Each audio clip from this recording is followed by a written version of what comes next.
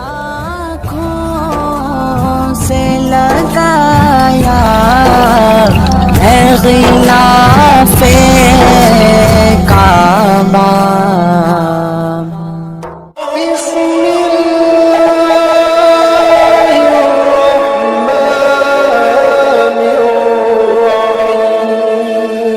یہ میری خوش قسمتی کہ میں حضور کا امت ساری زندگی اس کا شکریہ ادا کرتا رہوں تو کہ شکر ادا۔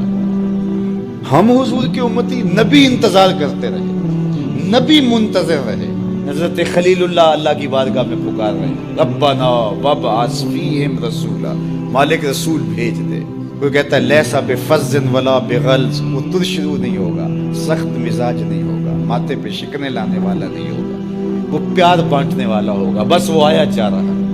حضرت عیسیٰ نے تو نام بھی بتا دیا تھا، مبشرا برسول یاتی من بعد اسمہ احمد، لوگوں میں جا رہا ہوں، چلو نام بھی بتا دیتا ہوں، میرے بعد جو آنے والا اس کا نام احمد ہوگا۔ نبی انتظار کرتے رہے، 12 نبیوں نے انتظار کیا حضور کی امت میں ہونے کے لیے، تمنا کی۔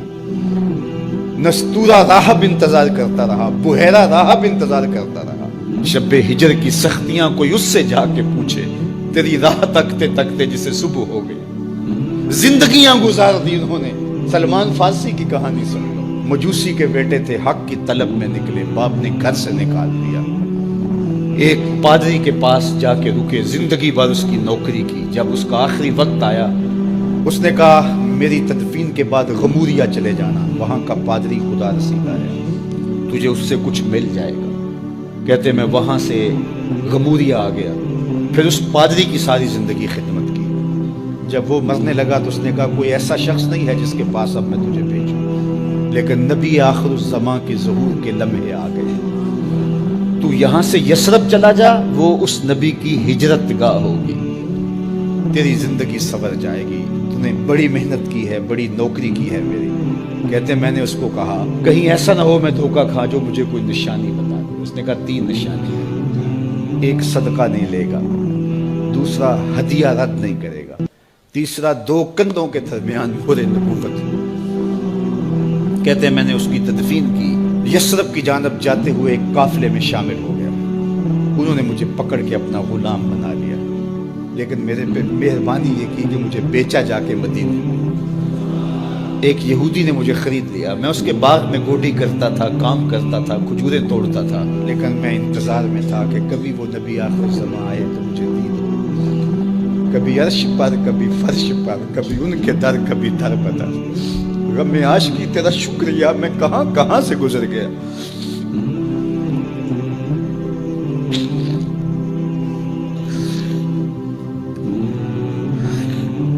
کہتے ہیں ایک دن میں اپنے باغ میں کھجوریں توڑ رہا تھا کہ ہواؤں میں مستی پیدا ہو گئی، اور ہر سمت سے طلع البدر علینا کی صدائیں گونجنے لگی۔ میں سمجھ گیا کہ وہ لمحے آ گئے، میں نے چھلانگ لگا دی اور دوڑ پڑا۔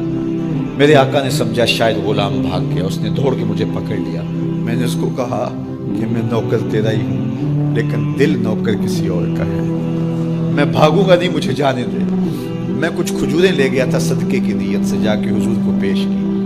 آقا کریم نے فرمایا ہم نبی صدقہ نہیں لیتے۔ کہتے ہیں نشانی ایک پوری ہو گئی، کہتے ہیں کہ میں کچھ دنوں کے بعد اور کھجوریں لے گیا، اور میری نیت ہدیہ کی تھی، میں نے پیش کی، حضور نے قبول فرما لی۔ لیکن میں بھی کہتا تھا تیسری نشانی بھی پوری ہو لے تو پھر مانوں، اور وہ کیا تھی؟ 2 کندھوں کے درمیان مہر نبوت۔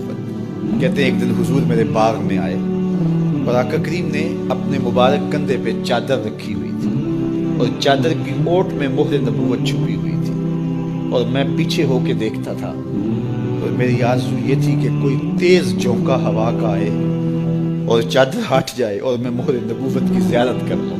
حضور میرے ارادہ قلب سے آگاہ ہوئے، فَأَلْقَى إِلَيَّ رِدَاءَهُ، حضور نے چادر اتار کے میری جانب پھینکی، اور پھر ایسے رخ کر کے فرمایا انظر الی ما امرت بہ، اس پادری نے جو بتایا تھا دیکھ لے آ کے۔ تو کہا میں نے دیکھا کہ حضور کے رخ کے درمیان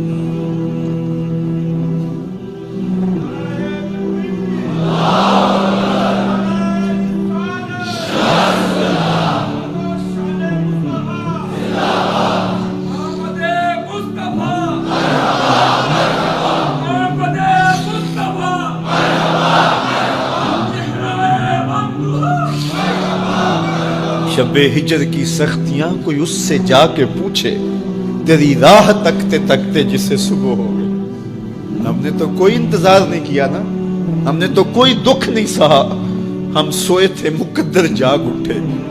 ہمارے والد مسجد سے مولوی صاحب کو بلا لائے، انہوں نے کان میں آ کے کہا مبارک ہو، تو حضور کا نوکر بن کے آ رہا۔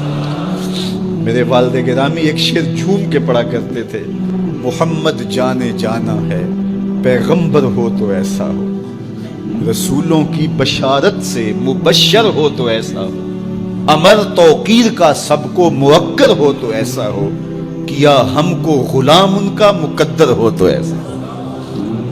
میں اپنے مقدر پہ قربان نہ جاؤں، آپ اپنے مقدر پہ نثار نہ جائیں، ہمیں وہ نبی ملا جو نبیوں کا نبی ہے۔ بنو سعد کے مقدر بھی جاگ اٹھے، اللہ اکبر، کیا وہ خوش نصیب وادیاں تھیں، کیا وہ خوش بخت پہاڑ تھے بنو سعد کے، جہاں حضور نے زندگی کے ابتدائی سال گزارے۔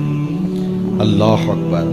حضرت حلیمہ سعدیہ کہتی ہیں جب میں حضور کو گھر لے گئی تو میرے گھر میں روشنیاں آ گئیں، باقاعدہ عورتوں نے کہا حلیمہ تو اتنی امیر ہو گئی ہے رات کو بھی دیا نہیں بجھاتی۔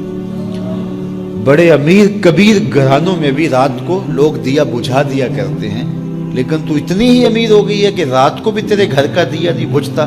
تو حلیمہ سعدیہ نے کہا آؤ میں تمہیں بتاؤں میرے گھر میں دیا کون سا روشن۔ باقاعدہ ہم جولیوں کو بلایا، پالنے میں حضور تھے، اشارہ کر کے کہا ما کننا نحتاج الی السراج من یوم اخذناہ، جب سے یہ پیارا گھر آیا ہے میں نے سارے دیے توڑ دیے، دیے کی ضرورت نہ مشعل کی حاجت، عجب روشنی تو نے پائی حلیمہ، بڑی تو نے توقیر پائی حلیمہ، بنی تو محمد کی دائی حلیمہ۔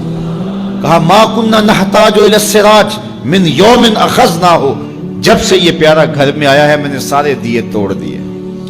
جہاں روشنی چاہیے ہوتی ہے حضور کو اٹھا کے اس کمرے میں لے جاتے ہیں، وہاں انوار پھیل جاتے ہیں، روشنیاں پھیل جاتی ہیں، کیسے اجالے پھیلے، کیسی روشنیاں پھیلے۔ حلیمہ دا چھپر کھجوری دے تھلے، حوراں وچھالے نوری مسلے، فرش تو عرش تک پہ گئی دہائی، حلیمہ نے لٹ لئی خدا دی خدائی۔ اللہ اکبر۔ وہ سارا دن تو صحراؤں میں گھوم لیتی تھی، اسے جب بھوک لگتی تھی لبوں کو چوم لیتی تھی۔ بخت جاگے حلیمہ سعدیہ کے، حضور ان کے گھر آئے۔ اللہ اکبر۔ جدھر سے گزرتے گئے نور پھیلتا گیا، انوار پھیلتے گئے۔ حضرت سیدہ طیبہ طاہرہ حضرت عائشہ سلام اللہ علیہا فرماتی ہیں کہ میں کچھ سی رہی تھی کہ میرے ہاتھ سے سوئی گر گئی۔ اب حضور کے گھر میں دیے میں جلانے کے لیے تیل بھی نہیں تھا، میں پریشان تھی، سوئی گر گئی، اتنے میں حضور تشریف لائے۔ حضور مسکرائے، کہتی ہے میں نے گمی ہوئی سوئی تلاش کر لی۔ اللہ اکبر۔ تو یہ روشنی تھی، یہ انوار تھے۔ اللہ اکبر۔ اذا ضحک یتلالع فی الجدر، جب حضور مسکراتے تھے سامنے والی دیواروں پہ عکس پڑتا تھا۔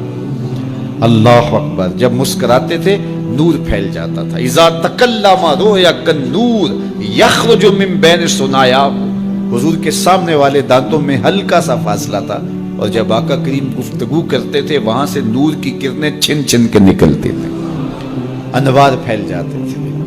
ایسا نوری ماحول، ایسا نورانی چہرہ۔ حضرت ابو ہریرہ بولے کل قمر لیلۃ البدر لم ارى قبلہ ولا بعدہ مثلہ، کیا پوچھتے ہو، 14ویں رات کا چمکتا ہوا چاند تھے میرے حضور۔ پھر کہا نہیں نہیں نہیں، حضور جیسا نہ پہلے دیکھا نہ بعد میں دیکھا۔ حضرت حسان بن ثابت پاس کھڑے تھے، کہا دیکھتے کیسے، کسی ماں نے جنم دیا ہوتا تو دیکھتے۔